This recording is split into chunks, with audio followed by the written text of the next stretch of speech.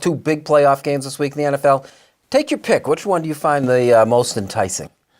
You got to go with the Patriots, Casey. With the weather factor, you've got the young kid who's likely to win the MVP, the greatest of all time in Brady. It seems like all of America is buying Kansas City Chiefs jerseys this weekend because we all want Brady and Belichick to go down. Not all of us. The reality is, we said this last week about San Diego. The Chargers were going to give them the game. We saw a better roster, a better talent. They just beat Baltimore in a way we didn't think they would be beaten. They're going to New England. They'll shut him down. What's Brady do? He plays the best game he's had all year. And Sony Michel is becoming a real weapon for the Patriots offense. What do you think of the line, which essentially says these teams are equal? I think they're trying to entice people to bet on the Patriots a little bit. I think a lot of people in the playoffs go home team exclusively, and I think this is one of those. Got to even it up if you're Vegas.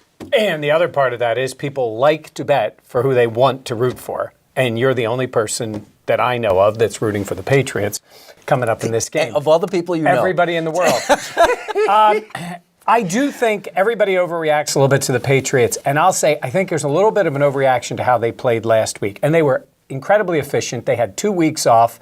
When Belichick has that against a team, look, you could argue that as they should have stayed east. I said, after the way they played, they should have just stayed out west and not even shown up. They were terrible in the game. They looked poorly coached. I wonder what they were looking at. You know what New England's going to do offensively, and they let Brady do whatever he wanted in that game. But I'm not going to overreact to say that makes everything perfect and great. This will be a real test for them against a team with speed, a team that can score, and the game is not in Foxborough, and they don't have the additional week. Mahomes is the difference maker, right? Andy Reid's playoff teams, to me, watching them with the Eagles, have always played tight and anxious. That's what Andy brings, and it was the flaw. They never played at their level or above their level.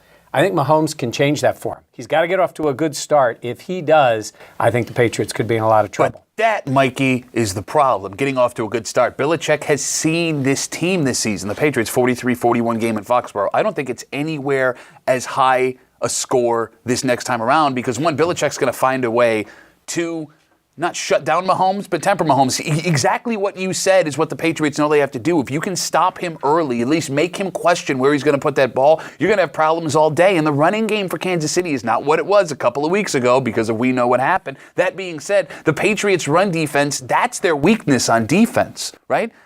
I think that this will be, against all other predictions, a low-scoring AFC Championship game that comes down to one play and not a play that's made by either offense. Write it down. Without any mention of the weather, which isn't going to help. Well, I mean, it's Foxborough, though. Like, you know, the Patriots, if this was the Saints going out into Kansas City, that's one thing. But they played in Foxborough all the time like this. But it is different for them. When they're at home, there is that level of confidence and security, and that's where they don't lose. We have seen them lose. We've seen them lose certainly going to Denver in cold weather against a team that maybe they weren't better than, and they end up losing that game. It can happen.